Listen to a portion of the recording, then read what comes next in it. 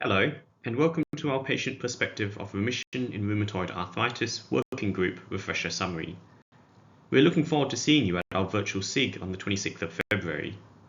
Please make sure you watch this video before participating to familiarise yourself or refresh your mind on our work so far and enable you to take part as fully as possible. First of all, for some familiar faces and some new ones, let me introduce you to our current co-chairs, Susanna Proudman, our Australian co-chair, Caroline Fleury, our European co-chair, and Peter Tugwell, our executive contact and North American co-chair. I'm Thomas Koo, and Emily Barnes, Gulsum Gazelle, and I are fellows of this group.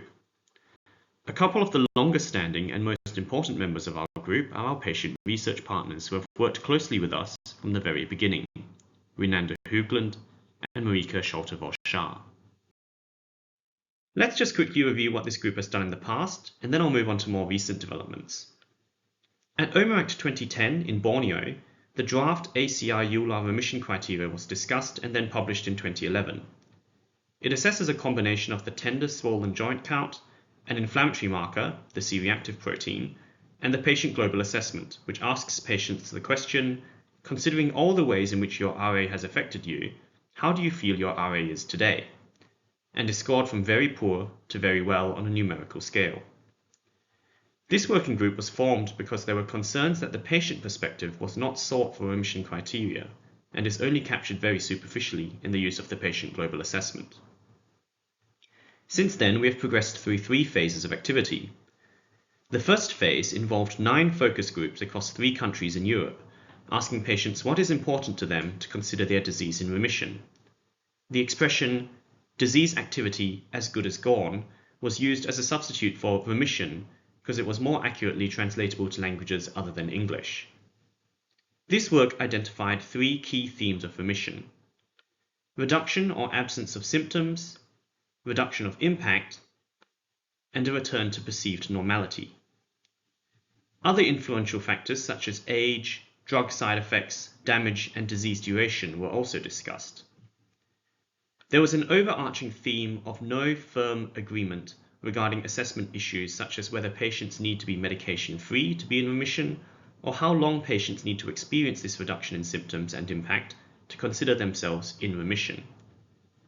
Within these broad themes, we identified 26 smaller themes or domains of remission.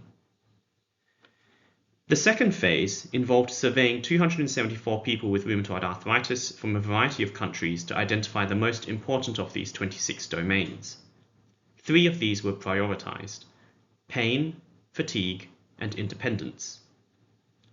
Finally, the third phase involved a validation study of 246 patients with rheumatoid arthritis using various instruments assessing pain, fatigue, and independence, aimed to assess the cross-sectional and longitudinal validity of these instruments. Here are the tools that were used in the validation study. The Independence NRS was a newly created tool which asks, over the last week, have you been able to do things as and when you want, without needing any kind of assistance? The outcome of this validation study was that the NRS for pain and fatigue are optimally valid and feasible, but there is no ideal instrument for independence, and most focus heavily on physical function, which we know from our focus groups is but one component of independence. This validation study highlighted that independence is a particular domain of interest which needs to be better understood. So this takes us to our most recent work as part of Phase 4. The first step in Phase 4 was to perform a scoping review to assess how independence is represented in the rheumatoid arthritis literature and whether there are any common descriptions or definitions of independence in rheumatoid arthritis. This involved the analysis of 58 papers, including both quantitative and qualitative research from a variety of different countries and multinational collaborations. This work was published last year in Seminars in Arthritis and Rheumatism.